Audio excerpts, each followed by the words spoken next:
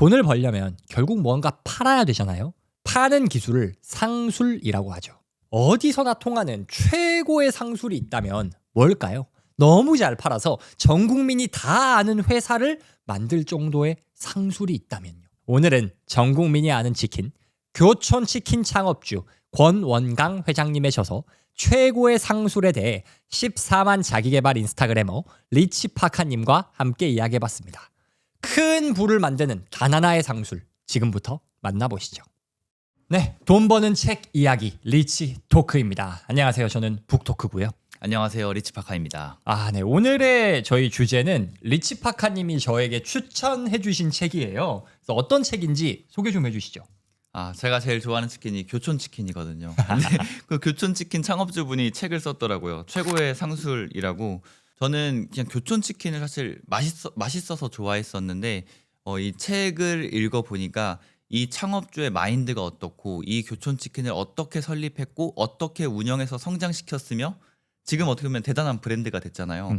그 일구었던 스토리들이 다 담겨 있더라고요. 그래서 이 사업을 정말 밑바닥 통닭집 한 호점에서 시작해서 이렇게 브랜드화하는 과정이 이런 것들이 담겨 있구나 하는 것에 대해서 제대로 배우게 된 책이고 또 그 진정성에 대해서 다시 한번 배우고 반성하게 된 시간이었습니다. 근데 저는 이 책을 읽으면서 두 가지 포인트에서 놀랐는데 1번은 교촌치킨 회장님이 40대에 사업을 시작하셨더라고요. 맞아요. 이게 말이 되나? 엄청 늦은 나이죠. 대박이에요. 그래서 40대에 시작하셨다에 놀랐다 1번이고요. 두 번째는 왜 얘가 베스트셀러가 아니지? 베스트셀러 뭐 잠깐 올랐을 수는 있겠죠? 잠깐도 안 올랐을 거예요. 엄청 낮게 있어요. 얘가 왜 내가 이 책의 존재를 몰랐지? 네, 그래서 두 가지로 놀랬는데 왜냐면 내용이 진짜 좋아요. 맞아요. 네, 그래서 그 중에서 특히 가장 좋았던 부분 제가 한번 읽어드리면 66페이지에 이런 말이 있더라고요. 기준이 단순하면 오히려 편해진다. 다른 것에 신경 쓸 필요 없이 오직 거기에만 집중하면 되기 때문이다. 10가지, 20가지 기준을 갖고 있는 것보다 훨씬 더 간결하다. 무엇을 먼저 지킬지 우선순위를 고민할 필요도 없다. 그런 점에서 정직은 나에게 선택 가능한 하나의 전략이 아니라 내가 하는 일의 본질이요 근본이다. 그리고 잠시 뒤에 정직이야말로 최고의 상술이다. 맞아요. 저도 접어놨던 페이지입니다. 그러니까 이 책의 제목이 최고의 상술인데 최고의 상술은 뭐다? 정직이다. 정직이다라고 말하고 있는 책이어서 제가 그걸 보면서 생각했어요. 교촌치킨이 사실 욕을 많이 먹어요. 비싸다고. 근데 바꿔 생각해 보면 비싸다 말고 단 한 번도 욕을 먹은 적이 없어. 맞아요. 물론 있겠죠. 제가 모르겠지만. 근데 비싼 거 왜 교촌에다가 욕을 할 게 저도 딱히 없었던 것 같아요. 저도 없어요. 맛있고 네. 서비스 괜찮고.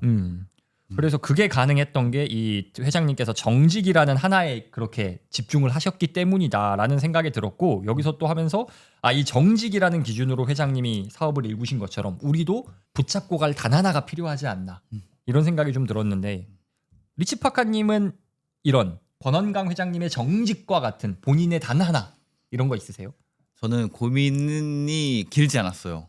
바로 습관이다. 습관. 네, 바로 떠올랐고 네. 저는 이 습관의 힘을 예전부터 중요하다라고 생각해 왔고 강조를 했는데 네. 요즘 들어서 느끼는 거는 습관의 힘이 강한 게 아니라 무섭다.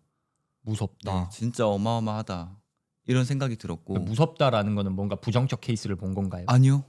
너무 강력해서 습관만 잘 만들어 놓고 네. 그거를 빠짐없이 했을 때 일어나는 성과들이 그 스노우볼 효과랑 좀 비슷한 것 같아요.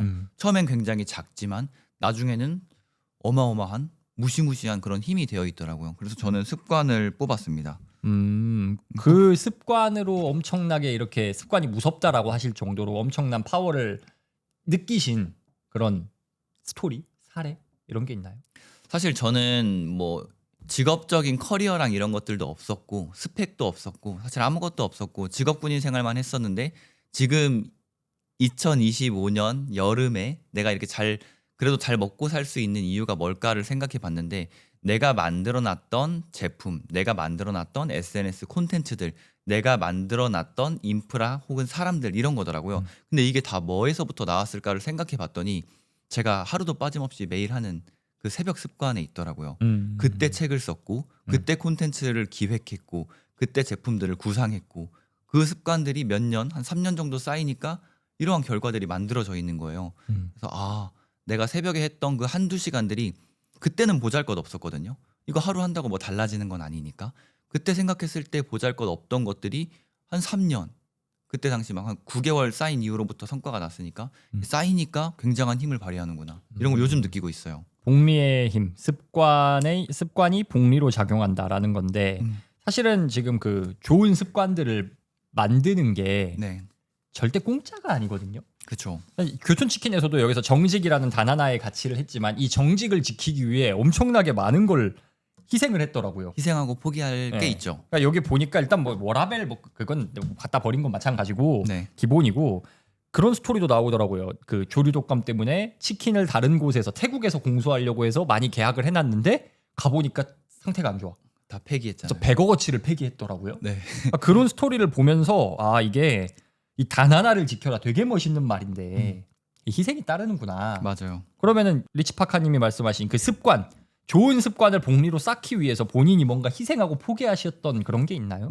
그걸 한번 좀 뽑아봤는데 한 3가지 정도가 있더라고요. 그러니까 습관을 갖추기 위해서 희생해야 될 것 혹은 이걸 갉아먹는 것들이 있는데 그래서 이 갉아먹는 것들은 꼭 기생충 같더라고요. 그래서 제가 뭐 습관을 갉아먹는 혹은 방해하는 3가지 기생충이 있다라고 좀 뽑아봤는데 첫 번째는 시간의 기생충입니다. 그러니까 습관을 결국 형성하려면 고정된 시간이 필요하거든요. 이때는 누구의 방해도 받지 않고 이때는 나만을 위한 시간이야. 이게 뭐 아침이든 점심이든 저녁이든 뭐 회사 점심시간이든 그건 상관없는데 그 시간들을 빼앗아 먹는 기생충들이 있다라는 거죠. 뭐 예를 들어서 제가 생각한 거는 술자리 자주 하는 거. 숙취가 남으니까. 네, 숙취도 남고 또 술 먹다 보면 1차가 2차 부르고 2차가 3차 부르고 그 시간을 굉장히 많이 빼앗잖아요. 그래서 시간을 많이 빼앗는 것 중에 술자리. 근데 술 좀 자주 드시지 않으세요? 저는 아내랑 반주 정도는 하는데 술을 많이 잘 먹지도 않고 네, 많이 먹지도 않아요. 그래서 당연히 다음날 지장은 없고 아내랑 대화가 오히려 더 원활해지는 딱 그 정도로만 네, 즐기고 있어서 또 그거 이외에 시간을 갉아먹는 거 또 뭐 있죠? 사장님이 생각하는 거는? 뭐 스마트폰이 최악이죠. 스마트폰이 최악이다. 아 그거는 제가 2번째 기생충으로 뽑았는데 만족감을 주는 기생충이 있어요. 순간의 쾌락인 거죠. 눈앞의 즐거움. 네, 눈앞의 즐거움들이 기생충으로 자리를 하면서 습관을 갉아먹더라고요. 그게 즉각적인 만족을 주는 쇼츠. 너무 재밌잖아요. 보다 보면 시간 가는 줄 모르고 또 뭐가 있을까 생각해봤더니 배달 음식도 좀 그 영역인 것 같아요. 시키면 너무 맛있고 하지만 또 이걸로 인해서 살도 찌고 이게 습관이 되면 한 달에 음식 비용만 정말 어마어마하게 나가거든요. 저희가 교촌치킨의 책을 소개하고 있어서 아 교촌치킨도 시켜 먹지 맙시다. 근데 제가 근데 네. 아이고 저 교촌에 주식도 없고요. 여기 네. 회장님이랑 아무 연관도 없는데 네. 제가 치킨을 좀 자주 먹는 편인데 그 먹고 나면은 교촌은 속이 편하더라고. 안 불편해요. 그렇게까지. 근데 그런 것들이 책에 좀 나와 있는 것 같아요. 여기 맞아요. 보면 재료들을 좀 좋게 쓰잖아요. 아무튼 교촌 이거 뭔가 그 교촌 광고 아니냐 하는데 광고를 주세요. 그렇죠. 부탁드리겠습니다. 교촌 광고 받으면 좋겠다. 교촌 FMB 분 이거 보고 계시면요.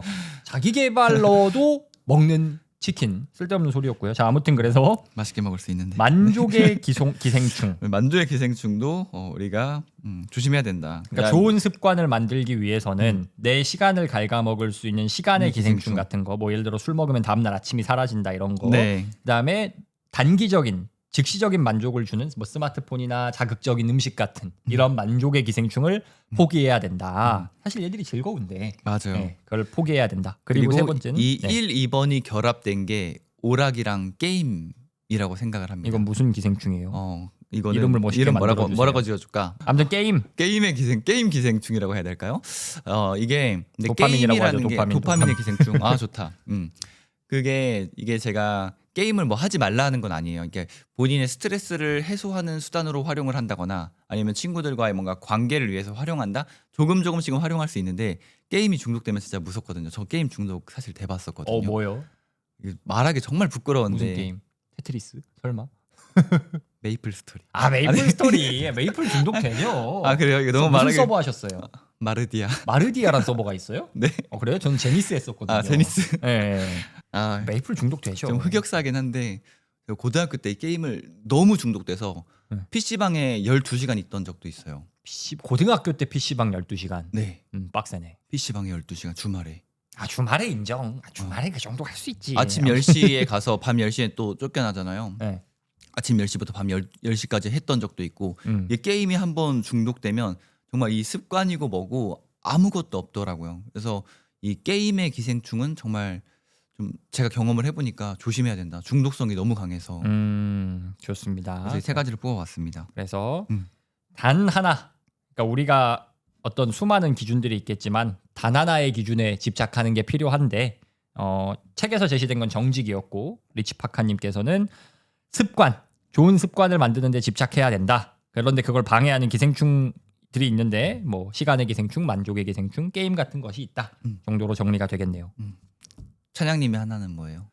저는 그냥 딱 하나. 저는 요새라기보다는 그냥 제 평생의 모토 같은 건데 믿음. 지금 믿음이 끝인 것 같아요. 음. 그러니까 뭐라 해야 되지? 믿음에서 모든 게 파생된다 라는 느낌. 예를 들어 왜냐면은 정직이라는 것도 제가 생각할 때는 믿음이 먼저라고 생각할 이게 제 의견이에요. 근데 왜냐면은 정직하려면 우리도 다 인간이니까 내가 정직하게 저 사람에게 가치를 제공했을 때 저 사람이 행복할 것이고 그리고 그것이 나에게도 좋은 선순환이 돌아올겠다라고 믿어야 돼. 아 그러네요. 안 믿으면은 그게 호구짓이거든요. 그렇죠. 내가 느끼기에는. 그래서 이런 정직이라던가 습관 같은 것도 눈앞에 그게 결과가 안 나오잖아요. 습관은 복리로 작용하고 시간의 힘이 들어가야 되는데 시간이 쌓이면 나에게 좋은 결과가 있을 거라고 믿지 않으면 못해요. 그러네요. 네. 그리고 사실은 저희가 인식하는 모든 세계는 저는 믿음으로 만들어진다라고 생각하거든요. 좀 더 극단적으로 말해서 객관적인 사실이란 게 세상에 존재하나?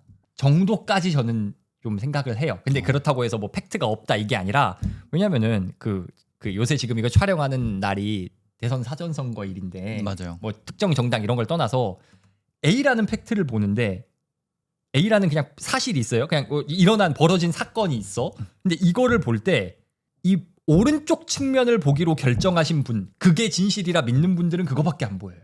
그렇죠. 왼쪽게 진실이라고 생각하시는 분들은 그거밖에 안 보여요. 그래서 저는 모든 사실도 사실은 진짜 사실이 아니고 믿음에서 시작되는 것이다 라고 생각을 하기 때문에 어떤 믿음을 가지고 사는지가 중요하다.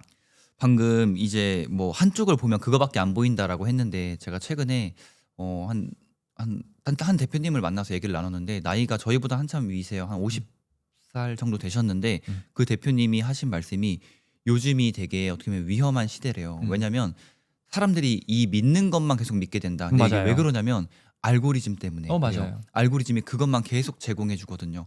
뭐 이제 요즘 좀 선거 이제 철이고 하잖아요. 뭐 말씀대로 내가 뭐 지금 정치색을 밝히는 건 아니고 전 중립인데 내가 중립도 밝히지 마요. 중립도 밝히자. 저는 뭐 예를 들어서 뭐 A라는 정당이 있고 B라는 정당이 있고 나는 약간 이쪽에 치우치기 시작하잖아요. 그럼 그때부터는 손 방향 조심해 주세요. 잠시만요. 한쪽으로 오른쪽으로 그쵸. 가거나 왼쪽으로 가면 안 되거든요. 그러면 그냥 동작을 하지 마세요. 동작을 하는 게 같이 한쪽으로 치우치게 되면은 진짜 그것만 보인다는 거죠. 맞아요. 그래서 알고리즘에 계속 그것만 뜨다 보니까 에이 저쪽은 나쁜 쪽이야. 이게 맞네. 그리고 그렇게 생각을 갖는 순간 알고리즘은 점점 더 그것만 보여주는 거죠. 맞아요. 그래서 너무 위험해요 요즘. 그러니까 이제 그게 안 좋은 측면, 믿음의 안 좋은 측면이라고 할 수 있겠죠. 이게 이제 제가 근데 믿음이 여기선 저희가 좋은 이야기, 자기 개발 이야기하고 있으니까 저는 그렇게 생각하거든요. 성공하고 싶다면 내가 성공했을 때 어떤 모습일 것인가. 예를 들어 내가 생각하는 성공은 뭐고 그거를 그냥 믿어야 돼. 맞아요. 정의하고 믿어야죠. 믿지 않고는 근데 그게 뭐 예를 들어 저는 그거랑은 좀 달라요. 100억을 벌 거야라고 믿어라. 그거 이야기하는 게 아니고 그냥 나는 어떤 인생을 살고 싶고 꼭 그러니까 목적지에서 뭐를 달성하겠다를 믿어라가 아니라 그냥 그 과정에서 나는 어떤 사람으로 살겠다를 믿어야 된다라고 생각을 해요. 여기 정직도 저는 그래서 나는 정직하게 평생을 살 거고 그것은 나에게 더 풍요로운 인생을 가져다 줄 거다라고 믿어야 된다.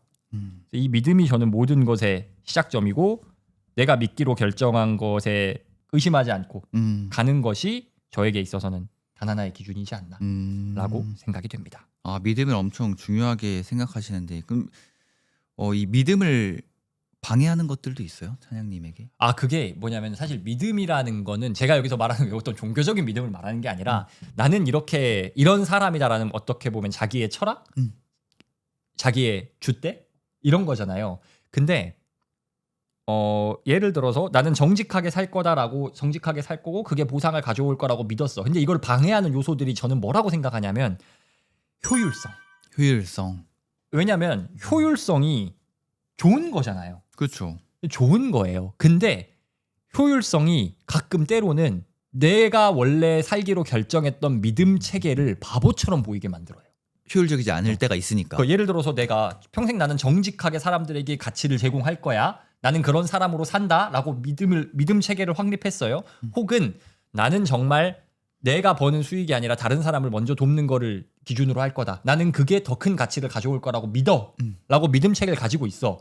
근데 계산기 두드려 보면 사실 맞아요. 계산기 두드려 보면 내가 좀 더 정직하게 조금 더 가치를 제공하는 것보다 그냥 좀 후킹을 더하고 마케팅을 더해서 더 팔아먹는 게 이득일 수 있다.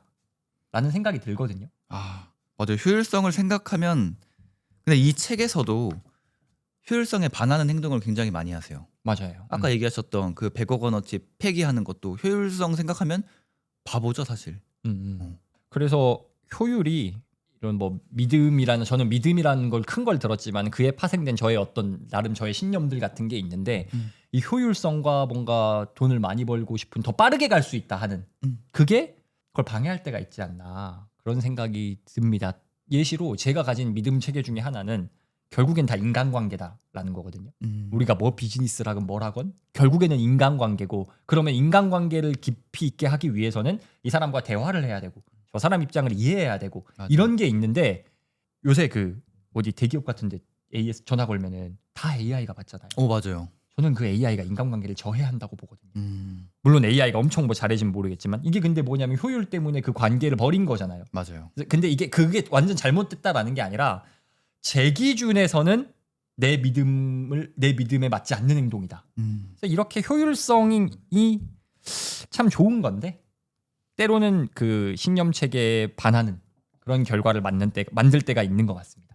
차장님은 그래도 그 믿음 때문에 효율성을 버릴 때가 좀 많으시잖아요.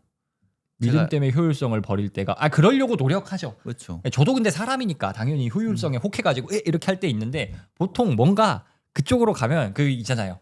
마음 한 구석에 마음의 소리. 대체로 그러신 것 같은 게 이번에 이제 웨비나도 하셨잖아요.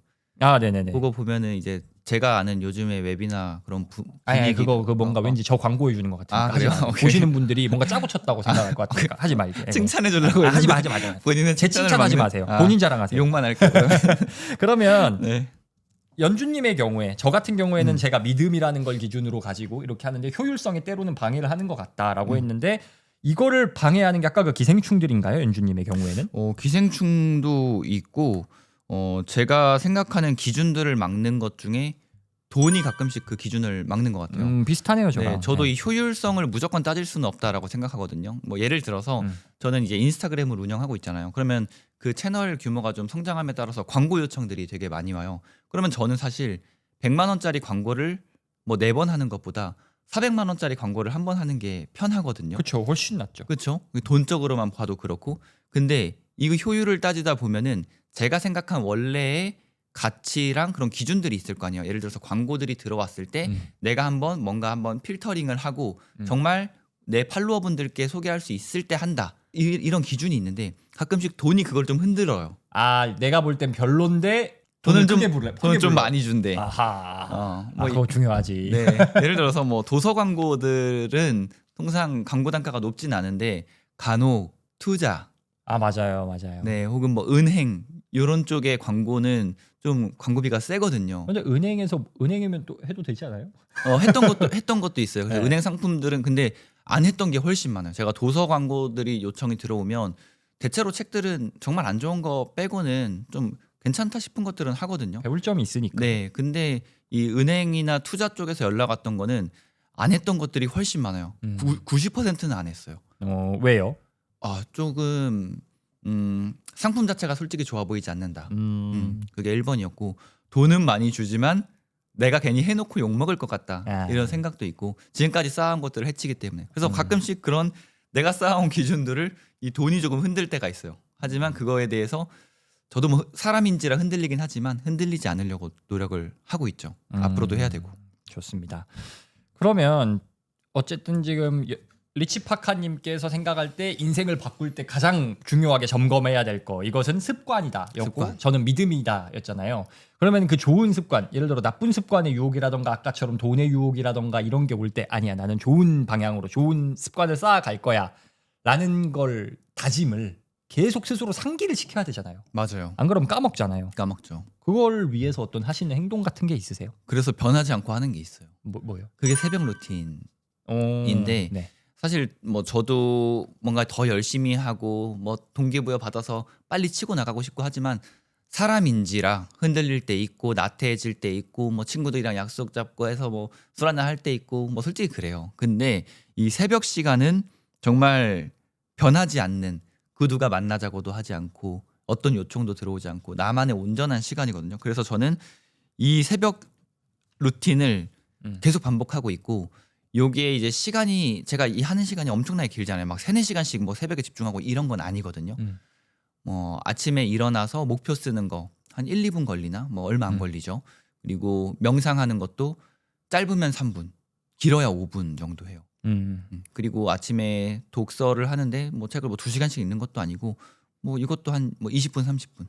뭐 이렇게 하고 싶은 것들 러닝까지 이렇게 다 해도 1시간 1시간 반 정도밖에 안 되거든요. 근데 그 시간들을 고정적으로 가져가는 게 이 습관을 지켜줘요. 저녁 습관은 뭐 깨질 때도 있고 하지만 이 새벽에 내가 딱 고유하게 부여한 그 시간이 나의 습관의 전체적인 그런 기준을 좀 잡아주는 것 같다는 느낌이 듭니다. 그럼 이 새벽 습관과 아까 그 돈에 대한 유혹을 뿌리치는 것과는 무슨 관계가 있나요?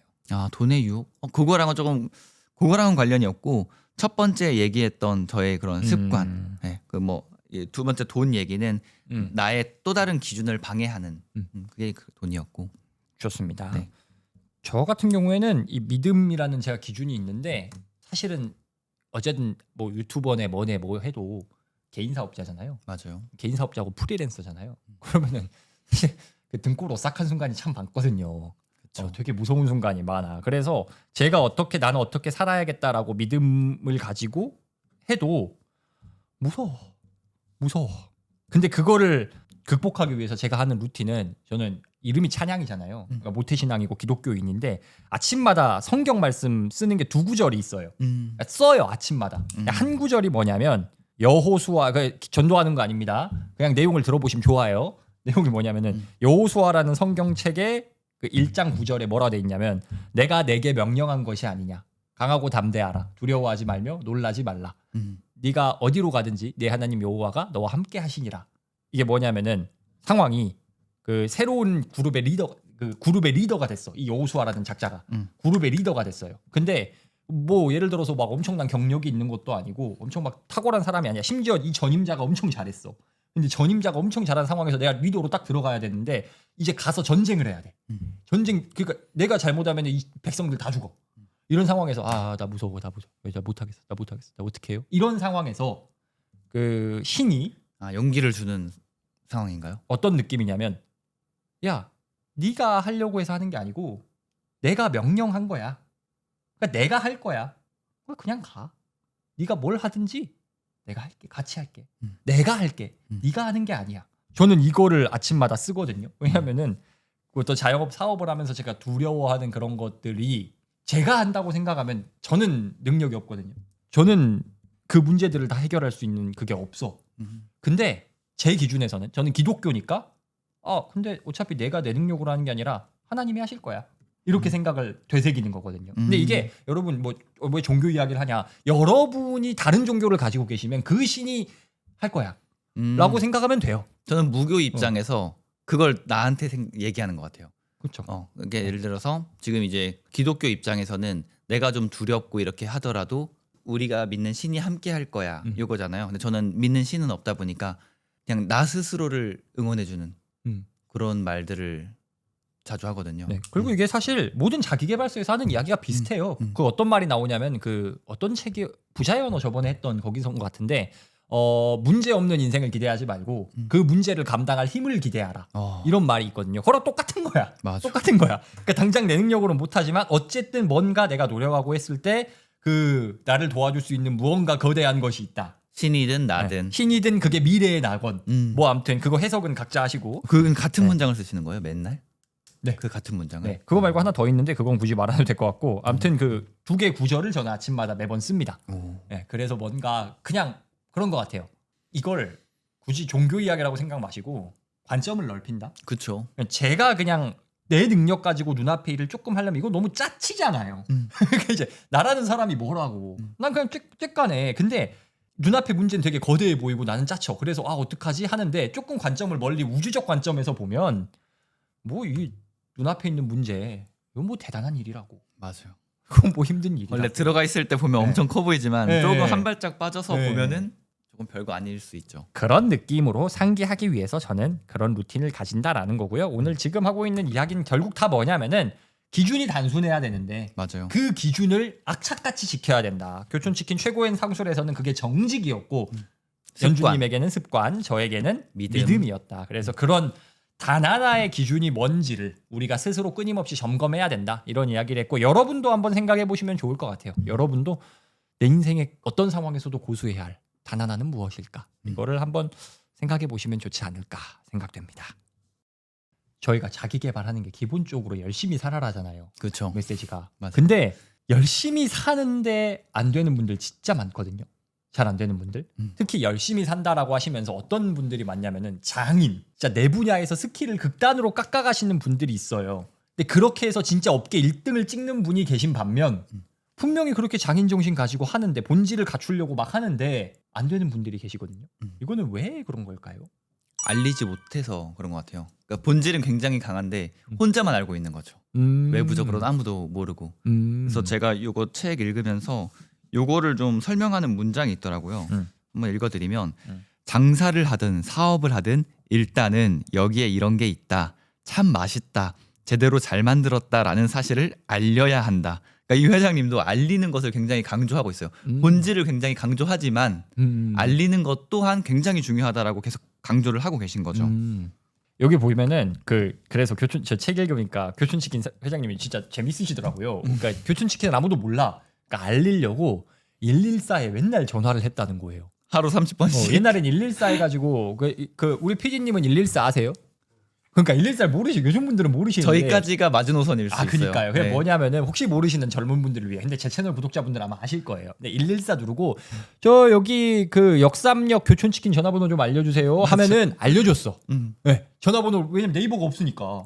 그렇게 해가지고 알려줬는데 이때 이런 거죠. 교촌치킨 처음에 교촌 통닭일 때 아무도 모를 때 그냥 전화해가지고 114에 여기 무슨 동 교촌 통닭 전화번호 좀 알려주세요. 당연히 모르지. 모르지. 그래서 그 안내원이 뭐라고요? 하니까 여기 어디 교촌 통닭 맛있다던데 거기 전화번호 좀 알려달라고요. 저기 그런 번호 없는데요? 그러다가 나중에는 번호가 들어갔겠죠. 근데 맞아요. 일부러 사장님이 전화를 하는 거야.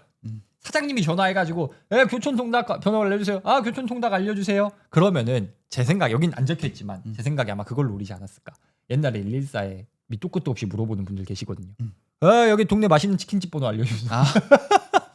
이런 느낌? 그렇죠. 거기에서 자기를 말해주길 바라고 한 게 아닐까라고 생각이 드는데 근데 그랬더니 114 직원들이 하도 궁금해서 시켜봤잖아요. 맞아요.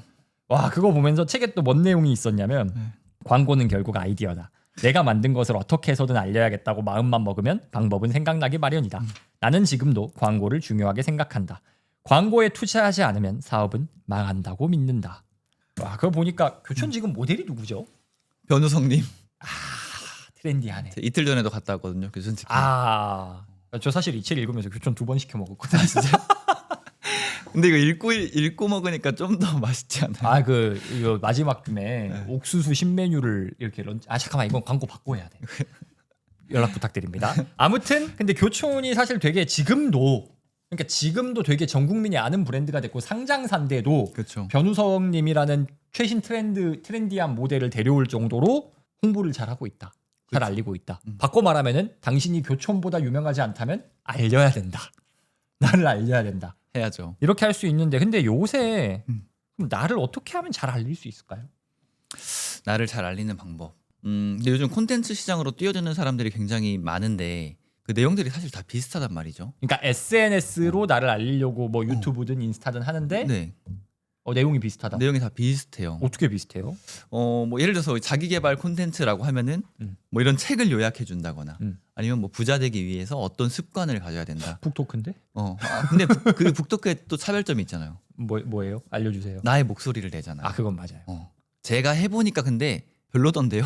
안 되던데요? 막 이렇게 솔직하게 말하시잖아요. 네네. 그런 것들이 콘텐츠에 빠져 있는 분들이 되게 많아요. 그러면은 나의 관점, 내 경험, 생각 이런 것들. 그러면은 알리는데 SNS로 그러니까 이제 우리 같은 그 교촌이야 뭐 그냥 5개 광고 걸어버리고 돈 쓰면 되죠. 돈 쓰면 되는 건데 우리는 그게 안 되니까 SNS를 하는데 그게 차별성이 없이 한다. 맞아요. 그 차별성이 없는 이유가 내 목소리를 안 내고 내용만 전달해서 그렇다. 맞아요. 그러니까 그런 건가요? 내 목소리라는 게 여기서 아까 하신 거는 제 의견이지만 그런 것도 될 수 있네요. 제 육성이냐 TTS냐. 네. 근데 이게 팔로워 수랑 규모를 조금 모을 수는 있는데 힘이 강하진 않아요. 이게 사실 저는 이제 도서 광고 마케팅도 하잖아요. 예를 들어서 인스타그램 10만 팔로워들이 둘이 있어요. 그러면 한 명은 예를 들어서 자기 개발 콘텐츠인데 뭐 외국에서 퍼온다거나 아니면 뭐 그냥 뭐 책 표지로 해서 올린다거나 이런 것들만 올리는 사람이고 또 한 명은 본인이 실행한 거, 부딪힌 거, 경험한 거, 뭐 망해본 거 이런 것들을 올리는 10만이랑 파급력 자체가 다르고 실제 광고비도 많이 달라요. 그렇죠. 그러니까 개인 스토리가 녹아 있는 사람이냐 아닌 사람이냐에 따라서 달라진다. 네. 그러면은 네네. 실제 파급력도 다르고 광고료도 많게는 한 3배 정도까지도 차이 납니다. 그러면은 그러니까 지금 영상 보시는 분들도 어쨌든 성과를 내려면은 여기 교촌에 있던 것처럼 이런 게 여기 있다. 내가 여기에 있다. 참 맛있다. 그럼 나 잘한다. 제대로 잘 만들었다. 나 진짜 정성을 가지고 물건을 만든다, 서비스를 한다. 이걸 알려야 된다는 거잖아요. 맞아요. 근데 개인의 관점을 넣어야 된다고 했잖아요. 네. 그냥 그럼 내 이야기 하면 돼요. 좀 버무려야죠. 그러니까 예를 들어 섞어야죠. 아침에 좋은 아침에 런닝했거든요. 그냥 런닝한 거 찍으면 돼요. 일기식으로 하면 네. 망하죠. 일기식은 안 된다. 그렇죠. 일기식은 네. 망하죠. 왜냐하면 사람들이 네. 관심이 없으니까. 그럼 구체적으로 어떻게 해야 돼요?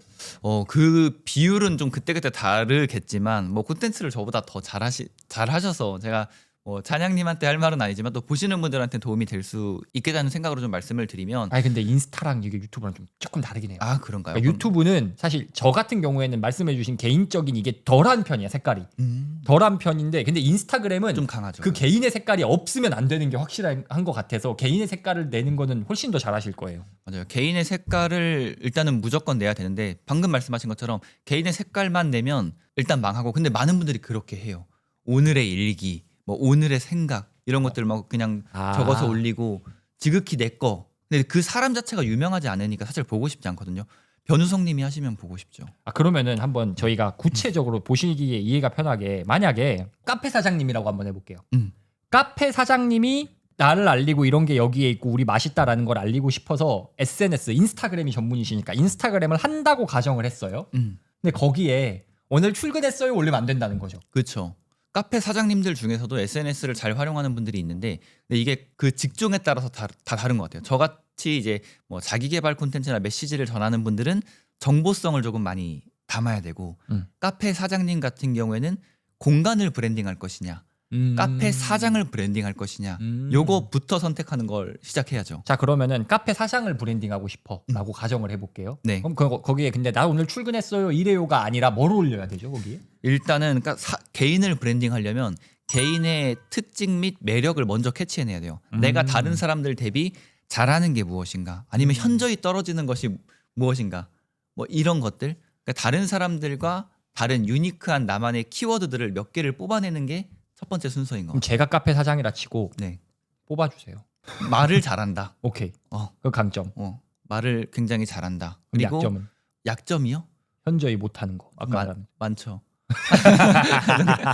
농담이고 잘하는 것들 위주로 좀 뽑아내면 좋은데 말을 잘한다. 또 책을 굉장히 많이 읽는다.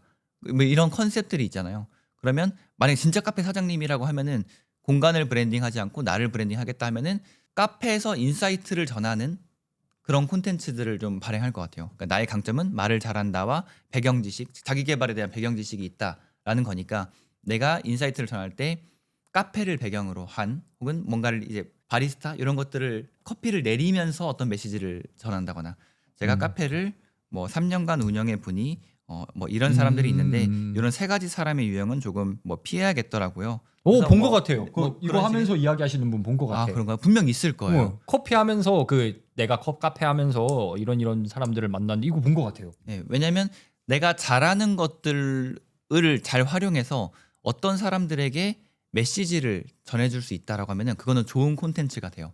그리고 나는 카페를 홍보하려고 하는 목적이 있다 보니까 그거는 시각적으로 드러내는 거죠. 아, 그러면은 개인 카페 사장님 같은 경우에 개인을 중점으로 할 거면은 카페는 그냥 배경이고 그런다고 카페에 손님이 와요? 오죠.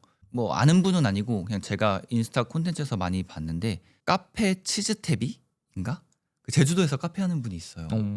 그분 같은 경우에는 굉장히 화끈하고 직설적이에요.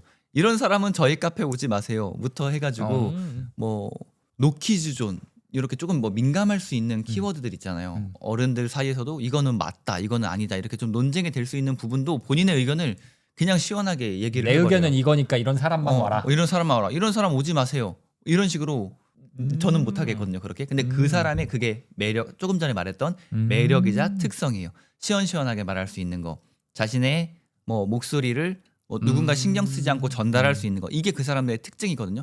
그거를 콘텐츠로 계속 발행하는 거죠. 팔로워 수도 굉장히 많아지신 걸로 알고 있고. 강점을. 근데 또 거기서 그 매력을 느낀 분들은 여행 가서 또 손님으로 많이 가시고 하더라고요. 그러니까 솔직하게 말 잘하는 걸 할 수 있으면은 예를 들어 나는 이런 공간을 하는데 여기에는 이런 사람만 와. 너네 오지 마. 이렇게 그냥 솔직하게 말하는 거. 네, 그런 매력들을 활용하는 거죠. 콘텐츠로. 그러면 공간으로 홍보하거나 상품으로 그러니까 얼굴 안 나오고 네. 사람 안 나오고 공간이나 상품을 홍보하려면 어떻게 해야 돼요? 공간이나 상품을 홍보하려면 소구점을 잡아야 되죠. 뭐 예를 들어서 저 같은 경우에 상품을 판매하고 있으니까 뭐 A라는 노트를 읽으면 다른 노트들 대비 차별점이 있을 거 아니에요. 사이즈가 크다거나 아니면 뭐 기억을 오래 할 수 있게끔 도와준다거나 이런 소구점들이 있을 거 아니에요. 그럼 카페에도 분명히 다른 카페와는 다른 소구점이 있을 거죠. 근데 이거 애초에 카페 차릴 때부터 좀 생각을 하긴 해야겠네요. 그렇죠. 네, 차별점을 좀 가지고 가야겠다. 그리고 그 차별점에 대해서 콘텐츠로 넌지시 담는 방법도 있고 아니면 대놓고 홍보 뭐 우리 카페는 이런 게 좋습니다라고 대놓고 하는 방법도 있는데 홍보를 너무 대놓고 하다 보면은 보기 싫어지는 것 같아요. 그러면 지금 근데 사람이었냐 공간이었냐 이런 걸 다 떠나서 제가 들으면서 느끼는 공통점은 뭐가 다르냐. 예를 들어 사람이면은 이 사람이 다른 사람 대비 가지고 있는 장점이 뭐냐. 공간이면은 소구점이 뭐냐라고 하면 소구점이란 게 보통 다른 저기 말고 여기 오시면 이게 좋아요. 이거니까 뭐가 다르냐에 집중을 해가지고 나를 홍보해라. 맞아요. 차별점이 있어야죠. 그게 뭐 SNS 뭐 릴스가 됐건 네. 카드 뉴스가 됐건 네. 나는 뭐가 다르냐. 네. 요즘 재미있게 보는 콘텐츠 중에 고재영님 아세요? 이러면 성함은 들어본 것 같은데 뭐 하시는 거예요? 그래요? 100만 유튜버. 그러니까 이게 유튜브 세상이 유튜브 세상이 무서운 게 100만이고 1000만이고 해도 몰라요. 게이항스님이라고 아세요? 네? 게이항스라고 모르시죠? 몰라요. 그게 대한민국 수익 1등이에요. 그래요? 아무튼 그 고재영님을 보면 참 대체 불가하다 이런 생각이 드는데 그분이 유튜브 하신 지 오래 안 되셨는데 엄청나게 빠르게 성장해서 100만을 찍었고 조회수도 막 200만, 400만씩 나와요. 근데 어떤 콘텐츠 하시냐면 일단은 1번은 허들이 높아요. 7일간 과자만 먹고 살기. 뭐 일주일간 PC방 100시간 하기. 본 것 같아. 그렇죠. 네. 뭐 초호화 제주도 여행 가기인가 최근에 그런 콘텐츠도 막 올리셨고 미스터 비스트 옛날에 했던 허들 자체가 높다 보니까 일단은 좀 추려지고 그 안에서 추려진 데에서도 그 고재영이라는 사람의 매력 좀 진솔하고 소탈하고 소박하더라고요. 되게 그런 것들이 또 어떻게 보면 참 아이러니하죠. 초호화 여행을 갔는데 막상 생각은 되게 소박해. 이런 것들이 하나의 그렇게 추려지면서 좀 저 사람은 진짜 대체 불가하겠다 이런 생각이 들더라고요. 대체 불가한 게 일단 허들이 높다라는 게 그러니까 저 사람만 할 수 그러니까 어지간하면 못 할 거. 그러니까 어쨌든 이것도 결국에는 다른 건데 그 다른 걸 어떻게 만드냐. 예를 들어 말 잘하는 거라고 하면 그 사람의 고유 특성이니까 다른 건데 고재영님의 당연히 개인적인 매력도 있지만 이 컨텐츠 자체가 빡세면 이건 누가 해볼 엄두가 안 나니까. 그렇죠. 그러니까 다른 게 된다. 선점할 수 있죠. 좋습니다. 리치파카님께서는 그러면 이제 SNS로 나를 알릴 때 다름에 초점을 맞춰서 많이 말씀을 해주신 것 같고 저 같은 경우엔 좀 요새 특히 중요하게 생각하는 게 감정. 그러니까 이제 나를 알리는 거 중요한데 그걸 본 사람이 무슨 생각을 하고 어떤 감정 상태가 될 것이냐를 좀 생각을 해야 되는 것 같아요. 예를 들어서 여기 책에 그런 내용이 있더라고요. 사람은 감정적 존재다. 우리가 무언가를 구매할 때 순수하게 기능만 따지는 일은 의외로 드물다. 그래서 나는 고객이 치킨 한 마리를 시켜도 좋은 기분으로 먹기를 바란다. 사람들은 단순히 가격이나 효율성만을 보고 지갑을 열지 않는다. 가게에서 느낀 경험, 감정, 서비스에 따라 치킨집을 다시 찾기도 한다. 이런 원리를 모르면 손님을 그냥 숫자로만 보게 된다. 이제 나를 알리는 걸 뿐만 아니라 내가 어떤 서비스나 상품을 제공할 때 이걸 받은 사람이 기분이 좋아야 되는 것 같아요. 기분이 좋아야 돼. 그러니까 똑같은 걸 해도 사실 기분을 좋게 한다는 게 그렇게 대단한 노력을 요하는 게 아닐 때가 많거든요. 특히 애플 같은 거 보면은 애플 제품 신제품 사보셨죠? 네. 언박싱 해보셨죠? 네. 이 테이프 뜯는 거부터 달라. 맞아. 그냥 이게 테이프 그 쿠팡 배송이랑 그게 달라요. 애플 사보시면 여러분 압니다. 요새 삼성도 많이 따라하던데 이 뜯는 거부터 그 불편함이 하나도 없고 이 그 포장지도 함부로 뜯으면 안 될 것 같은? 근데 그거 포장지 더 만드는데 뭐 몇십 원 들겠어요. 그러니까 몇백 원 안 들고 몇십 원 들 거 아니에요. 뭐 100원까지는 들 수 있겠다. 그쵸. 근데 몇백만 원짜리를 파는데 몇백 원 더 쓰는 게 그걸 보고 감정적인 게 다르잖아요. 완전 다르죠. 근데 그거를 온라인 상에서 저희는 사업을 하지만 그 온라인 상에서도 느끼게 하는 게 되게 중요한 것 같아요. 저 같은 경우에 이번에 한번 무료 웨비나를 진행했는데 제가 뭐 잘했다 이런 걸 떠나서 그냥 제가 원했던 거는 이걸 보고 나가는 사람이 기분이 안 나빴으면 좋겠더라고요. 왜냐면은 저도 판매 목적으로 하는 거니까 판매 목적으로 하는 거고 물론 무료만으로도 배울 수 있게 했지만은 어쨌든 저 새끼 팔아먹으려고 하냐고 기분이 안 나빴으면 좋겠는 거예요. 그래서 저는 처음부터 그 모집 글에 이거 판매 목적을 가지고 있습니다. 라고 썼고 중간중간에 마케팅적 메시지를 당연히 보낼 거 아니에요. 근데 그럴 때마다 좀 기분이 나쁘신 분들이 계실 수 있어. 그래서 마케팅 메시지 보낼 때마다 거기 밑에 뭐라 적었냐면 혹 제 제품에 관심이 없으시거나 하신 분들은 절대 구매하지 마시고요. 혹 빈번한 마케팅 메시지로 기분이 상하신 분이 있다면 죄송합니다. 그게 다 적었어요 그냥. 왜냐면은 진짜로 이 책을 읽고 사실 이 책이랑 비슷한 결의 책이 6일 약국 갑시다인데 네. 그냥 결국에는 기분이 좋아야겠다. 맞아요. 결국에는 나를 만난 사람이 기분이 좋게 만들어야겠다는 게 저는 느낌이 들어서 근데 이게 나를 알리는 과정이나 판매하는 과정이나 이 전반에 들어가야 되지 않나? 그리고 내가 열심히 살고 있는데 본질을 강화하고 있는데 내가 지금 돈을 못 벌고 있어? 혹은 내가 잘 안 되고 있어? 그러면 나를 만나고 있는 사람들이 기분이 좋아지고 있나? 요걸 한번 좀 생각해 봐야 되지 않을까. 기분이 좋아지고 있나. 네. 그런 분들이 있어요. 진짜 좋은 걸 잘해줘. 진짜 좋은 서비스를 제공했는데 그러니까 좋은 상품을 팔고 했는데 그 마지막 단에 서비스 조금 잘못해가지고 마지막에 기분 나쁘게 고객이 나가는 그런 경우 있거든요. 그쵸. 네. 그런 경우 있어서 그런 거에서 좀 저는 감정의 중요성이 나를 알릴 때나 비즈니스 할 때 중요하지 않나. 저 비즈니스 할 때 사람의 기분을 좋아지게 하는 꿀팁을 하나 알고 있어요. 뭐예요? 이게 그러니까 비즈니스를 하고 뭔가 판매하면 내 고객이 되잖아요. 근데 고객이 된 게 중요한 게 아니라 그 고객을 잘 관리하는 게 중요하잖아요. 맞아요. 이게 어떤 그때 한 분을 인터뷰하다가 배운 건데 그분은 한 사람을 알게 되고 연락처를 저장할 때 그냥 이름만 저장하는 게 아니라 그 사람에 대한 정보를 다 저장해요. 예를 들어서 맞아요. 이런 거요. 제가 뭐 차장님 요즘 애기들 잘 지내요? 이렇게 질문하는 것보다 요즘 땡땡이 잘 지내요라고 제가 이름을 알고 있으면 듣는 사람이 다르다는 거죠. 나에 대해서 어떻게 이렇게 알고 있지? 나에 대해서 이렇게까지 관심이 있나? 강아지 이름은 언급해도 되나요? 그럼요. 요즘 새이 잘 지내나요? 네. 이게 이런 다르다. 식으로 요즘 뭐 그 개 키우는 거 잘 있어요? 뭐 이렇게 말하는 것보다 나에 대해서 이렇게 안다라는 거죠. 그래서 그분 같은 경우에는 연락처 저장할 때 뭐 그분에 대해서 아는 것들을 쭉 하는 거죠. 예를 들어서 제가 아는 작가님 중에 조현심 작가님이라고 퍼스널 브랜딩에도 공식이 있다 뭐 이런 책도 썼고 퍼스널 브랜딩 책을 많이 내시는 작가님이 있어요. 그 작가님은 패션 후르츠라는 메뉴가 있거든요. 어느 카페에 그 메뉴를 좋아하세요. 그걸 제가 어떻게 알고 있냐면 그분이랑 처음 만나서 카페에서 대화를 할 때 그분이 시키면서 저는 이거 제일 좋아해요라고 얘기를 하셨던 거예요. 그래서 저는 그분 연락처 따고 그때 저장을 할 때 조현심 작가님 하고 뭐 그 패션 후르츠 좋아하심. 그 메뉴를 적어놨던 거죠. 그러면 이제 다음에 뵐 때도 이번에도 그 메뉴 드실래요?라고 하면은 감동이죠. 다른 거죠. 그쵸. 감동이죠 이건. 그래서 비즈니스 할 때 혹은 뭔가 사람을 이게 감정적으로 터치할 때 그 사람들의 세부 사항을 같이 연락처에 저장해 두면 나중에 정말 큰 도움이 된다. 맞아요. 그리고 이게 SNS에서 나를 알릴 때 그 방금 말씀해주신 이게 진짜 도움이 되는 게 예를 들어서 자주 댓글 달아주시는 분들 그런 분들은 사실은 자주 보면은 저번에 이런 댓글 달아주셨는데 이번에도 해줘서 고맙다 뭐 이런 사소한 언급이 그 사람한테는 감동이거든요. 감동이죠. 네. 나를 알아주는구나. 그렇죠. 그래서 아무튼 핵심은 열심히 사는데 뭔가 성과가 안 난다면은 나를 알리는 게 중요하다. 교촌 치킨도 광고를 하는데 우리가 뭐라고 광고를 안 해야겠냐. 그래서 나를 알려야 되는데 요새 그거를 위한 수단은 SNS가 될 것이고 SNS에서 나를 잘 알리려면 리치파카님께서는 이제 아까 다른 점 뭐가 차별성. 다른 점이냐 차별성을 가져가야 되고 저 같은 경우에는 감정적인 터치를 좀 가져갈 필요가 있다라는 것 정도로 이야기를 해볼 수 있겠네요. 그 요새 네. 유행하는 돈 버는 법에 관한 영상 중에 그런 거 겁나 많은 거 아세요? AI로 만든 쇼츠로. 근데 지겨워요. 너무 많아가지고. 너무 지겨워. 찌긋찌긋해. 근데 아무튼 근데 사실 그렇게 돈 버는 방법에 대한 거는 엄청 유행이 많잖아요. 그쵸. 그 뜨는 게 있다가 또 금방 사라지기도 하고 그런 것들은 다 변하는 거고 변하지 않는 거. 10년이 지나나 100년이 지나나 변하지 않는 게 있다면 어떤 게 있을까요? 저는 그 중에서 덕이 변하지 않는다라고 생각하고 이 책에서 안 그래도 소개를 해주더라고요. 제가 요 구절을 좀 읽어드리면 네.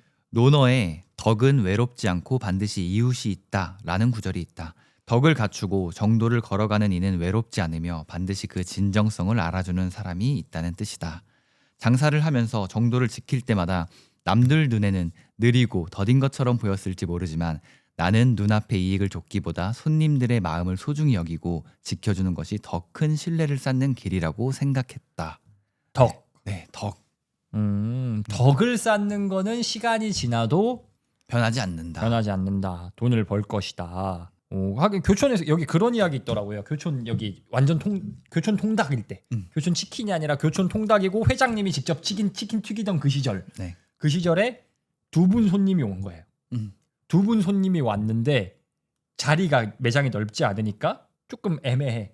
근데 그때 하필 회식 손님이 온 거예요. 맞아요. 근데 그 두 분이 있어서 이 회식 손님이 다 앉을 자리가 안 돼. 맞아. 근데 사실은 낑겨서 하면 앉을 수 있어요. 예를 들어서 두 분 손님한테 조금 자리를 이동해 주셔서 이렇게 해서 구석으로 이렇게 좁은 자리로 하고 이렇게 하면은 할 수 있어. 한 번에 앉을 수 있어. 근데 순간 그렇게 하려다가 권원강 회장님이 이거는 저 두 분에게 좋지 않은 일이다. 그래서 회식을 거절해.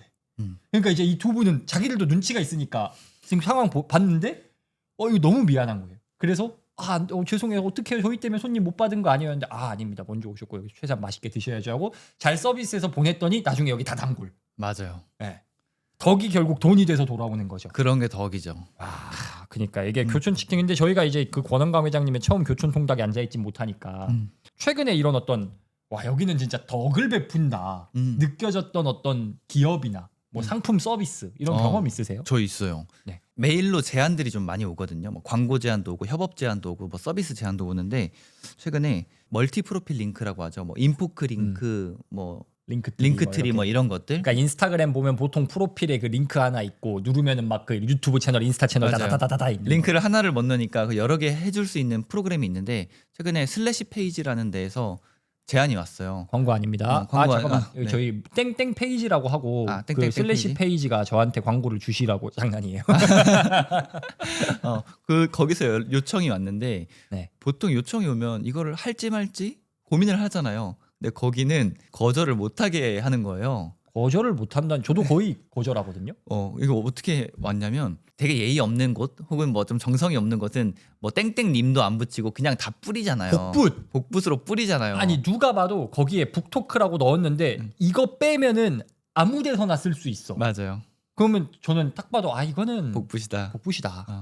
근데 거기는 아예 리치파카라는 이 사람의 이 페이지를 아예 그냥 만들어서 아예 싹 세팅을 해놔서 누가 봐도 이거 쓰고 싶다라고 세팅을 해놓은 걸 보내면서 저희가 리치파카님이 활용하시면 정말 유용하실 것 같아서 한번 만들어 봤는데 먼저 기부 준 거네요. 네, 만들어 봤는데 혹여나 한번 쓰실 의향이 있으시신가요?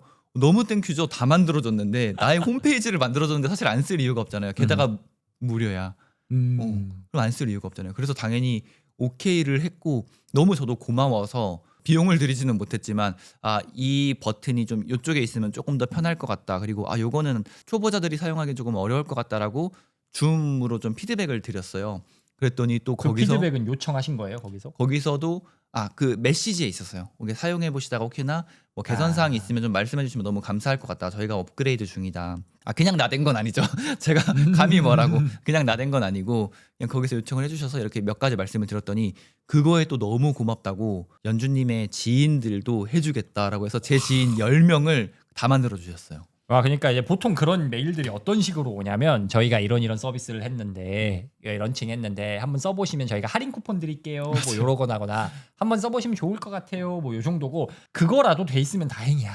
그냥 복붙 해가지고 관심 있으면 연락 주시기 바랍니다. 내가 너한테 관심이 왜 있니? 가끔씩은 이름도 틀리게 와요. 저한테 맞아요. 오는데 북토크님 이렇게 와요. 맞아요. 저 자주 있었어요. 이름 틀리게. 저한테 무슨 책장님 무슨 아무튼 잘못 북붓. 그거는 뭐 아무리 제안이 좋아도 안 할 텐데 여기는 리치파카님 심지어 저희가 만들었습니다. 네. 안 쓰셔도 됩니다. 네. 그거 어떻게 거절해? 너무 고마웠죠. 진짜 거기는 덕을 쌓는다는 그걸로 할 거네요. 그게 사실 그 회사의 의도된 마케팅 메시지일 수 있어. 그럴 수도 있고. 근데 그게 마케팅 메시지면 그냥 마케팅 당해. 그냥 당할래요. 너무 고마워서. 그니까요. 덕을 진짜 쌓네요. 저는 최근에 어쨌냐면 제가 이사한 지가 얼마 안 됐거든요. 이사한 지가 얼마 안 돼서 이제 새로운 미용실을 찾아야 되잖아요. 그래서 미용실을 찾았어. 미용실을 갔는데 가까운 이제 남성 전용 미용실을 찾아서 갔는데 처음에 머리를 제거 뭐 하다가 제가 머리 뭐 고민이 이런 게 전 이런 게 좀 고민이고 원래 좀 이런다 하니까 제가 머리가 이렇게 이쪽으로 타거든요. 그러네. 근데 그리고 마지막에 꺾여요. 근데 이 앞머리 때문에 근데 제가 그래서 머리를 일관되게 이쪽으로 넘겼었거든요. 일관되게 넘겼는데 거기 그 원장님이 저랑 동갑인데 근데 저희 나이 때 이렇게 일관되게 한쪽으로 넘기면 나이 들어 보인다고. 그래서 이 가르마 방향이 있는 게 아니라 좀 이렇게 흐트러져야 된다. 근데 제가 근데 머리가 이렇게 휘어요. 그러니까 앞머리 볼륨 매직 해준다고 그냥 해줬어. 돈 안 받고요? 돈 안 받고 그냥 추가로 해주신대요. 와. 추가로 그냥 해주신 거예요. 유튜버인 거 알았던 거 아니에요? 아니 이걸 하고 제가 말씀드렸어요. 진짜요? 그랬나? 순서가 기억이 안 나. 갑자기 기억이 안 나. 아니야. 뭔가 아무튼 제가 기억하는 건 먼저 뭔가 받았어. 먼저 뭔가 받아가지고 이렇게 받으니까 저도 고맙잖아요. 근데 마침 그 원장님이 인스타도 하시고 유튜브도 하시는 분이셔서 제가 유튜브 갖고 와봐라. 피드백 좀 드리고. 피드백 좀 해드리고 하니까 이제 그래서 제가 저도 하나 받았잖아요. 그러니까 저도 하나 받으니까 이제 원장님한테 그럼 내가 뭘 해드릴 수 있을까 해가지고 제가 제공하는 교육 같은 거 있는데 그냥 들으셔라. 이렇게 해가지고 하니까 그럼 원장님이 그럼 앞으로 이제 저랑 저희 와이프랑 애기들 머리 본인이 다 해주겠다. 무료로? 진짜요? 그 평생 이용권 받았어요. 와. 그러니까 이제 근데 그만큼 제가 받았으면 또 제가 뭘 주겠죠. 그러니까 그쵸. 이게 뭐냐면은 그분이 먼저 저한테 베풀어 주셨잖아요. 덕을 베풀어 주셨어. 근데 덕은 외롭지 않고 반드시 이웃이 있다. 제가 그럼요. 받으니까 저도 뭐 또 줘야 될 것 같은 거야. 그럼요. 주면 받게 돼 있어요. 그래서 제가 그 다음으로 드린 거는 더 큰 걸 드린 거예요. 근데 이제 거기에다가 더 큰 걸 또 주시는 거 이런 거니까 그게 워킹하는구나. 저 같은 경우에는 그 미용실에서 그거를 느꼈던 것 같아요. 역시 먼저 줘야 돼요. 그러니까요. 그러면은 먼저 준다가 이게 힘이 이렇게 강하는 걸 저희가 다른 분들의 사례를 보고 체감을 했잖아요. 그러면은 이제 반대로 리치파카님은 먼저 줘야 되는구나 해서 뭔가를 더 주기 위해서 노력했던 덕을 쌓기 위해 했던 이런 사례가 있나요? 네. 덕을 쌓기 위해서 했던 게 뭐가 있을까를 한번 좀 3가지를 뽑아봤는데 뭐 꼭 주는 게 아닐 수도 있거든요. 근데 뭐 첫 번째 제가 생각한 덕은 인사의 덕인데 저는 항상 제 사무실에 미팅하러 오거나 뭔가 협업 상의를 하러 누군가 온다, 인터뷰를 하러 온다 하면은 저는 1층에 항상 내려가요. 몇 시쯤 도착하시나요? 해서 미리 내려가서 인사하면서 맞이하고 그리고 이 일정이 끝나면 다시 1층까지 내려가서 인사를 해요. 이게 제가 군 생활할 때 배웠던 습관이거든요. 그때는 의무 아니었어요? 의무였죠. 안 하면 혼났죠. 높은 분들 대령 이상 온다 하면 바로 가서 당연히 내려가 있어야지. 준비하고 있고. 네. 그런 습관이 배워서인지 근데 이게 내가 받는다라고 생각을 해봤을 때 누군가 나를 맞이해서 인사를 해주고 또 나와서 또 마지막까지 인사를 해준다라고 하면은 그것 또한 덕이고 이 사람 참 괜찮다라고 느낄 것 같아서 그거는 제가 계속 하고 있고 두 번째 덕은 선물의 덕인데 이건 한 출판사 대표님에게 배운 거예요. 한 출판사 대표님이 작년 연말에 기임을 선물해 주는 거예요. 근데 본인은 항상 연말마다 이 한 해를 되돌아보면서 고마웠던 분들에게 이런 선물을 드리고 있습니다. 올해의 선물은 김입니다. 이번에 김으로 정한 이유는 바로 이러이러한 이유 때문입니다. 스토리를 또 붙이시네. 네. 출판사 대표님은 다르더라고요. 그래서 거기서 저도 배우고 이거구나라고 해서 저도 연말에 제가 참 감사하게 생각했던 분들께 선물을 드렸죠. 저한테 안 왔던 것 같은데.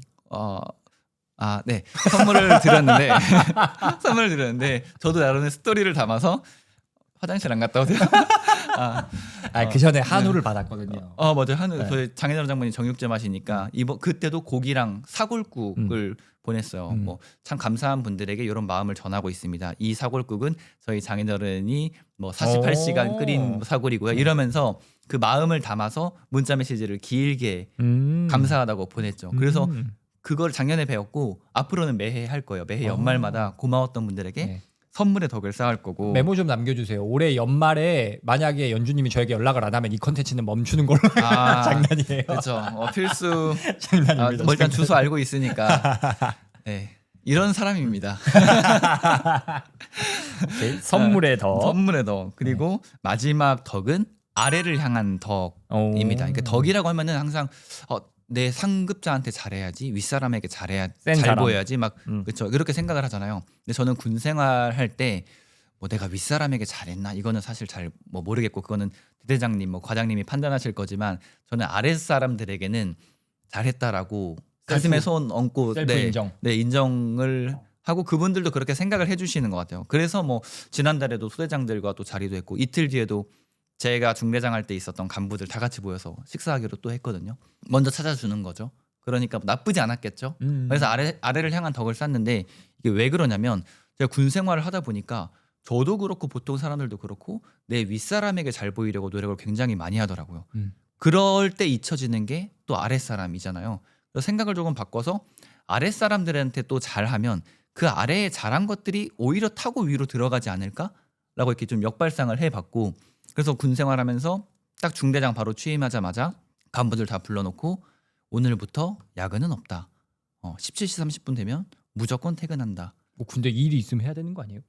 저는 야근 절대 안 했고 그 안에 그냥 다 하기로 했었고 실제로 그게 가능하더라고요. 그리고 아랫사람이라고 표현하기 뭐하지만 군대선 아래가 맞으니까 그 아래 나의 부하들의 그런 복지나 그런 뭐 고민들 이런 것들을 챙겨주기 위해서 정말 많이 노력을 했었어요. 그리고 그게 이제 나름 덕으로 쌓여서 지금까지 오고 있는 것 같고 또 인스타나 이렇게 콘텐츠를 올리면 예전에 데리고 있던 병사나 그런 친구들이 뭐 그때 뭐 어떤 점이 좋았다라고 이렇게 댓글을 달아줘요. 야 리뷰가 쌓였네. 네, 만약에 근데 내가 덕을 안 쌓았으면 네. 저 아주 나쁜 놈이다 뭐 이렇게 달릴 수도 있을 거 아니에요. 되게 착한 척하네. 나쁘게 달릴 수도 있을 거 아니에요. 근데 그렇게 인사의 덕, 선물의 덕, 아래를 향한 덕 이 세 가지 덕을 너무 좋다. 열심히 쌓고 있습니다. 이거 너무 좋네요. 특히 그 선물에 덕할 때 메시지 보내는 게 되게 좋은 것 같은 게 그냥 그러면은 그냥 사실 선물이 어떤 아이템이 들어오면 그냥 그건 물건인데 이게 스토리가 입혀지고 그 사연을 보는 순간 이야기가 되고 그렇죠. 그러면은 진짜 의미가 생기거든요. 똑같은 김을 받아도 와 진짜 좋은 걸 배웠네요. 나도 해봐야겠다. 뭘 해야 되죠? 아이템? 전 책을 보내줄까? 덕 많이 쌓고 계시잖아요, 또 사장님도. 아닙니다. 저는 자기밖에 모르던 놈이라. 아니 덕이라기보단 저는 제가 막 덕을 쌓고 있다라고는 솔직히 낯간지러워서 말을 못 하겠고 연주님은 나 두껍다는 소리가 아니에요. 그러니까 실제로 그렇게 하고 계신 분이고 저 같은 경우에는 뭐랄까 그냥 좀 그런 것 같아. 내가 뭐랄까 그 전까지 뭐 제가 그렇게 막 덕을 쌓는다고 할 만큼 뭐를 막 많이 퍼주고 살았던 사람도 아니고 근데 최근 들어서 좀 마음을 바꿔먹고 있긴 해요. 예를 들어 이 최고의 상술이라거나 6일 약국 갑시다 이런 책을 읽고 나서 이게 결국에는 주는 게 남는 거구나. 그쵸. 결국에는 주는 거고. 근데 여기서 주는 게 남는다라는 말에서 남는다는 게 돈이 남는다는 게 아니고 뭘 주면 결국 사람이 남는 것 같더라고요. 아, 그렇죠. 제가 요새 그냥 항상 마음속에 생각하고 사는 말이 이 전 영상이었나요? 전인가 전전인가 이야기할 때 제가 아침마다 성경 쓰는 거 있다 그랬잖아요. 두 가지 쓰는데 첫 번째를 아까 1편에서 말씀드렸고 두 번째 쓰는 게 뭐냐면은 성경에 또 이런 말이 있어요. 무슨 일을 하든지 사람에게 하듯 하지 말고 주께 하듯 하라. 이런 말이 있어요. 사실 뭐 예를 들어서 신을 내가 만났다라고 하면은 이 사람이 어떤 행색을 하고 있건 내가 함부로 대할 것이냐. 이 사람이 나에게 돈을 내지 않는다고 해서 내가 함부로 대할 것이냐. 아니잖아요. 물론 저도 인간이기 때문에 제 이득에 따라서 사람을 더 잘해줄 때 안 해줄 때가 있죠. 당연히 있는데 적어도 아침에 그걸 쓰면서 오늘은 그러지 말자. 오늘은 그러지 말자. 요런 생각으로 저 같은 경우엔 이런 노력의 일환으로 뭘 했냐면 얼마 전에 제가 비즈니스 런칭을 하면서 웨비나로 이렇게 런칭을 했거든요. 근데 이제 판매 목적이 웨비나예요. 판매 목적이 있어 분명히. 근데 이거를 보신 분들이 제가 옛날에 포리얼님이랑 인터뷰를 이 자리에서 했는데 포리얼님이 이런 말씀을 하시더라고요. 100명을 모아놓고 웨비나를 하면 20명한테 팔고 80명의 안티를 만드는 사람들이 있다. 그런데 어떤 사람들은 100명을 모아놓고 20명에게 판 다음에 80명의 팬을 만든다. 이거는 장기적으로 결과가 완전히 다를 것이다. 너무 다르잖아요. 어렵다. 완전 다르죠. 다를 수밖에 없잖아요. 그래서 저는 이 웨비나에서 나에게 구매를 하지 않으신 분들이 어떻게 하면 나라는 사람에 대해서 좀 좋은 기억을 가지고 가실 수 있을까? 그게 덕이라면 덕이죠. 덕이죠. 네, 그래서 그걸 어떻게 할 수 있을까 해서 저는 진짜 웨비나 일단 내용 겁나 열심히 준비했고 웨비나를 보기만 한다고 해서 아시겠지만 강의를 보기만 한다고 절대 기억에 안 남거든요. 절대 기억할 수가 없어. 안 남아요. 그래서 제가 어떻게 했냐면은 여러분 웨비나 다시 복습하셔야 되고 여러분이 적용하셔야 되는데 아마 까먹을 거다. 그리고 3시간 웨비나가 총 거의 4시간 나왔거든요. 거의 총. 근데 이 내용 아무리 기억하려고 해서 다 까먹으실 것 같아서 나중에 기억하시게 제가 준비한 게 뭐냐면은 일단 웨비나 할 때 워크시트를 만들었어요. 학습지. 학습지 나눠주고 쓰게 시키는 웨비나 본 적 있으세요? 없어요. 저는 근데 교사 출신이라 이거 안 쓰면서 들으면 말 안 된다 해서 웨비나 사전 워크시트 미리 보내준 다음에 진짜 선생님이네. 선생님 다 인쇄해서 준비하셔라. 그래서 인쇄해놓고 책상에 깔아놓고 웨비나 봐라. 그리고 했고 근데 나중에 이 웨비나 다시 보기는 자 비공개로 돌릴 거니까 웨비나 다시 보기는 종료가 되는데 이거 끝나고 나서도 근데 제가 이걸 나중에 이 종이 쪼가리만 들고 있다고 해서 이분들이 이걸 기억할까? 그리고 나중에 결국 가면 어쨌든 웨비나의 마지막은 판매로 끝날 건데 마지막에 판매로 끝나면 저놈 결국 팔려고 했다라고 해서 저에게 안 좋을 것 같은 거예요. 그리고 무엇보다 그렇게 될 경우에 제가 덕을 쌓았다라는 생각도 안 들 것 같고 그래서 제가 요약 강의를 찍었어요. 웨비나 4시간, 3, 4시간짜리를 요약하는 별도의 요약 강의를 40분짜리를 또 찍어서 그 링크는 또 다 드렸어요. 진짜요? 근데 이게 제가 뭐 자랑하려고 하는 게 아니라 그렇게 해야 이 떠나가신 분들, 구매하지 않고 가신 분들이 그분들 기억에 제가 조금이라도 괜찮은 사람, 좀 더 좋은 사람이란 사실 어떻게 보면은 이기적인 욕망에서 출발된 나눔이에요. 근데 어쨌든 저는 이런 책을 읽으면서 이게 결국에는 남는 건 사람밖에 없고. 그럼요. 네, 그럼 내가 지금 돈을 못 받더라도 사람을 남기는 선택을 해야겠다. 그럼요. 이기적인 욕망에서 출발했어도 사람을 남기는 게 중요하고 사실 뭐 이 책도 그렇고 사실 치킨 판매하려고 했던 거고. 네, 맞아요. 그렇죠? 뭐 우리가 쓰는 아이폰, 애플 뭐 이런 것도 다 제품 판매하려고 하는 거지만 그 와중에 소비자들을 생각해서 덕을 쌓는 브랜드들이 있고 그냥 팔아먹고 만다 이렇게 하는 사람들도 있으니까. 네. 결국 그런 거 맞죠. 같죠. 덕을 쌓는 행위가 사실 귀찮아요. 힘들어. 눈앞에는 싫어. 하기 싫어요. 근데 당장은 내가 조금 수익을 포기하고 뭘 포기하더라도 덕을 꾸준히 쌓고 있다면 결국에는 그 덕이 사람이 남고 결국에는 그게 나에게 돌아온다가 이 책에서 말하는 어떤 가장 핵심적인 메시지 중에 하나지 않을까 싶습니다. 책에서 이렇게 말하더라고요. 손님은 내게 단순히 음식을 사는 사람이 아니라 사업의 동반자와 같았다. 그래서 더욱 팔기 위한 치킨이 아니라 먹고 싶은 치킨을 만들고 싶었다. 사업을 하다 보면 매출이나 이익을 먼저 생각하기 쉽다. 하지만 나는 늘 기본으로 돌아가야 한다고 생각한다. 그 기본은 바로 먹는 사람, 즉 손님들이다.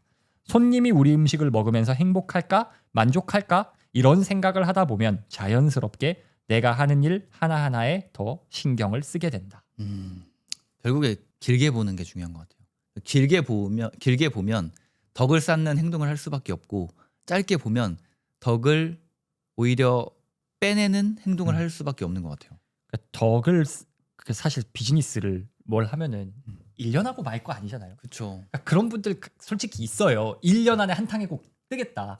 그런 거 뭐 그분들의 선택이지만 1년 할 거 아니고 뭐 10년, 20년 할 거면 인간관계도 저희 친구 관계도 내가 계속 테이크만 하면 그게 10년을 못 가니까. 그렇죠. 사람을 쌓아가는 덕을 쌓는 길을 가고 있다면 결국에는 부자가 될 수 있지 않을까. 그게 부자가 되는 게 꼭 뭐 나만 좋자 이게 아니라 저들에게도 좋고 나에게도 좋은 길이 될 수 있지 않을까를 이 책을 통해서 최고의 상수를 통해서 배울 수 있었습니다. 점심에 교촌치킨을 먹어야 되나? 다른 거 돈가스 먹죠. 좋습니다. 네, 이렇게 최고의 상술에 대한 책 소개를 마쳐봤습니다. 저희는 다음에 더 좋은 책으로 돌아오도록 하겠습니다.